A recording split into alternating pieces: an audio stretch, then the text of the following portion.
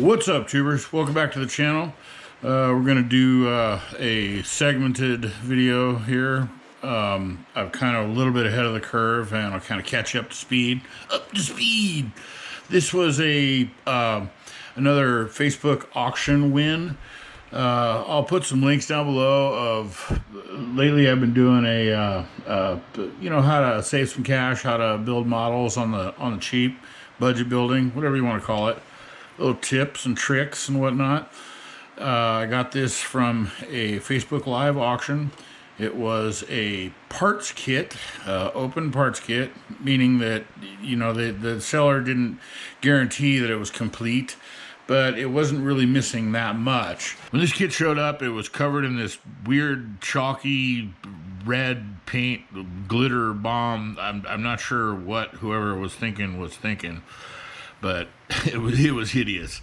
So I sprayed it with the Easy Off and then soaked it with some LA Awesome and basically gave it a chemical bath.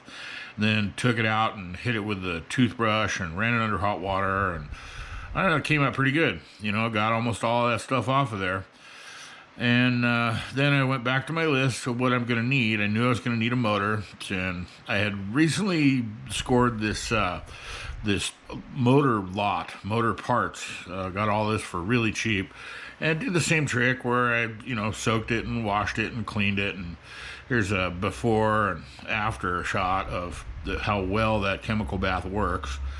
And then I started sorting it, and, you know, again, washed it with soap and water and a little bit of alcohol and let it dry. And so, you know, back to the list. I knew I was going to need a dashboard, and I found this out of a Celica kit I had built. It was either right hand or left hand drive, and I had chosen the left hand, or right hand, excuse me. So I was left with this left hand. Had to do some, fabbing, modding to get it to fit. And, you know, it fit. I thought it went down in there pretty snug. Good. Sold. Done. Moving on. The suspension, as I pointed out, these are the sprue that hold the suspension parts in the big game country truck. So I took those and did some test fitting and, you know, alignment and height and where it was going to sit. Little, you know, custom leveling, whatever works, and then kind of did a prefab mock-up of where they were going to go, and felt good about it. And so I started gluing them down, and then before I completely sealed them on there, I realized that, well, I'm also going to need some kind of axle. So I experimented with a piece of sprue and then drilling a hole out so that those wheels, the axles, if you will fit. And actually worked pretty good. I mean, it took quite a few times before it blew out the side, and before I actually got two of them with holes on each side. It was a little frustrating, but I got it to work, got it to sit right, got the stance at a decent spot. So I moved on to more parts, back in the parts bin again, because we needed a radiator, we needed a radiator. So I did a mock-up test fit of a part that I'd found that was from the Lincoln convertible, Lincoln Continental kit, and a radiator shroud. So I kind of, you know, again, I did a little test fitting, mock-ups, and cut it to fit so that the grill and bumper, or not grill, yeah, the grill, the bumper, and the front pan would all fit. Looked pretty good to me, so glued it and called it done. Then I moved on to the motor. This came with everything but the block, so I had to go back into the parts bin again, into the motor bin this time, and found, you know, what would work to put an engine in this thing. Because of where I put the manifold and where the distributor is going to sit, it's a small block Chevy. I mean, I could have put it in the front. I don't know for sure, but correct me if I'm wrong in the comments. Fords have the distributor in the front, don't they? So, whatever. This way, you know, at least we know it'll run. little stab at Ford guys.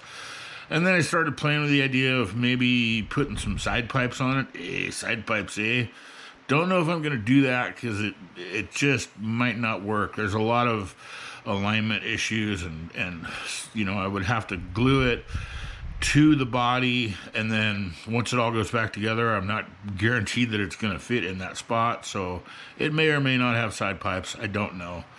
And then I went on to finish the axle theory that I had, and it worked. I took a piece of sprue, drilled a hole, and either measured the length. I already had that pre-measured from my first mock-up, and then I drilled a hole in either end, and then trimmed off the ends and glued it on top of the leaf springs, my handmade leaf springs. And then kind of went a little further, and I knew I was going to need a transfer case, and I'm going to need, shocks or springs or whatever. So I'm probably going to try and see if I can't take some wrapping wire and wrap it around those to simulate coilovers. But that brings us back to where we are now with this kit being ready for primer. So let's go get some paint on it, and we'll be back. All right, and there we go. Got primer on everything, and we'll come back and start working on some details, assembly, and finish color. Stand by. So I got everything out of primer and did a little bit of light sanding, getting ready for the top coat, and the glitter really bled through quite a lot. So I did a little bit more sanding and got it ready for some more primer, and I put another coat of flat black on it because this color shift requires a black base. Wasn't too worried about the glittery effect because, again, this paint has a glittery quality to it. And while I was doing some, did some minor details and stuff in the interior, did some black wash, and while I was getting everything set, I wanted to shoot some clear on the decals. They were kind of gone, so I shot some flat clear on that and the other, chrome stuff. And then I had an idea for that color. I wanted to try to match the decal color with the trim. So I put some of this Tamiya orange clear over the chrome parts and over silver parts. And I was sold. That looks great. That is definitely going to pop with the direction that I'm going. So I continued. I put some red on the taillights and some other elements here and there. The gold and the red's going to look nice together. It's really going to look good. Originally, I had thought I was going to go with blue because it's a Ford, but the color's just going to look better with orange, so it's a small block Chevy. And I'm going to get into putting some wires and plugs and stuff on that, plug wires and all that. But I'm really digging the direction this thing's going. That looks great. So that puts us to... We've got just a few things left to do, little detail things, before we start putting this thing together. Ooh, that color shift is so neat. I don't know if the camera picks that up or not, but it's like blue, green, a little flake. Oh, I love it. I still want to take the wheels and maybe carve that Hot Wheel off of there. I did it on another one here somewhere where I carved and shaved off those Hot Wheels and sanded it and made it look a little bit more like wheels instead of Hot Wheels wheels. So I'll probably do that. And I also want to run the wires for the motor. And I figured I'd run through that real quick with a quick how I do it. Not a tutorial so much, but this is how I do it. Before I paint the distributor, before I put any primer on it, I drill a little teeny hole. If I can get the blue tack out of there now. Boy, this stuff's amazing. Love it. Works great for mock-ups, for holding things on clips while you're painting and priming. Come on, get out of there. Whatever, that's good enough for now. As I keep going. OCD, I just can't stop. Whatever. So I'll drill a little teeny hole in that, I've got my bits marked now for which ones I use frequently. Just deep enough so that the wires, once they're all assembled, will stick in there. And with the where the wires go, I also put a little teeny hole in the heads before I even glue it together, and then during the assembly I'll go back and kind of hog them out again a little bit here and there, so that, you know, they fill up with paint and get all kind of gummed up.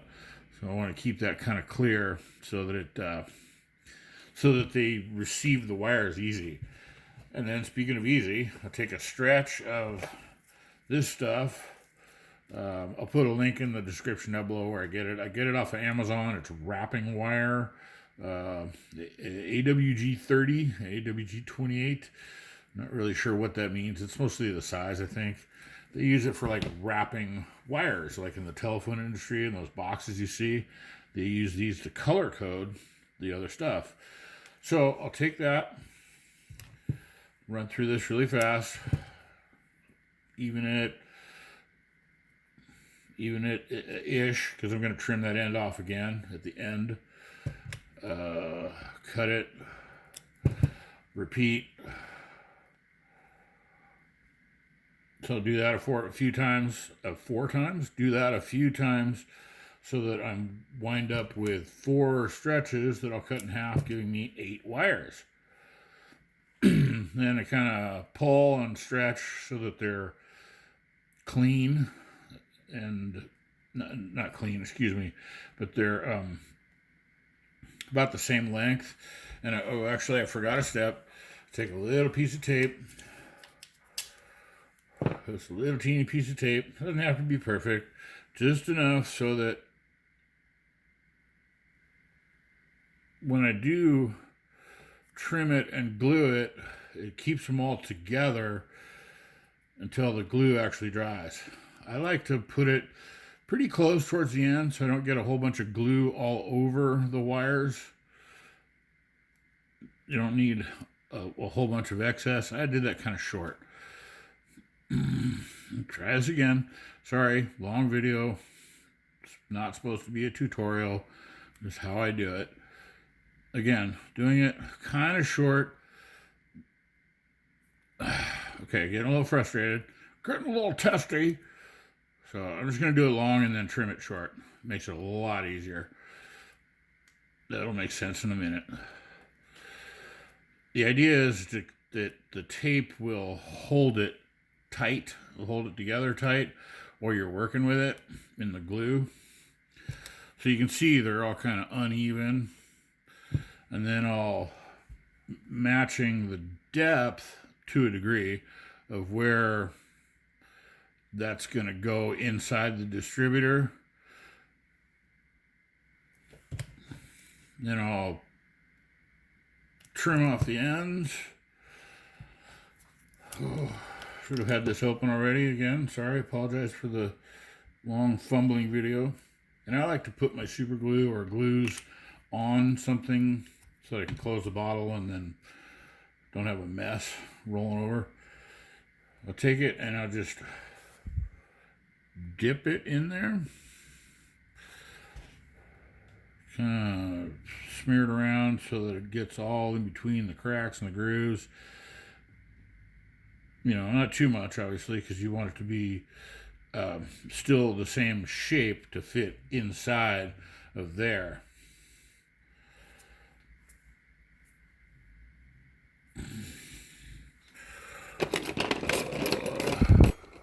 Sorry, wobbly camera, reaching for tools.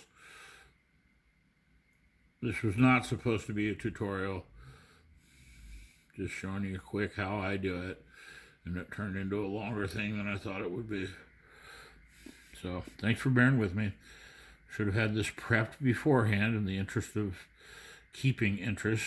You know, we've all been conditioned now to have short attention spans. Squirrel.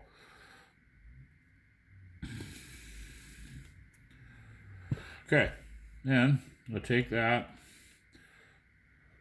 stuff it in the hole,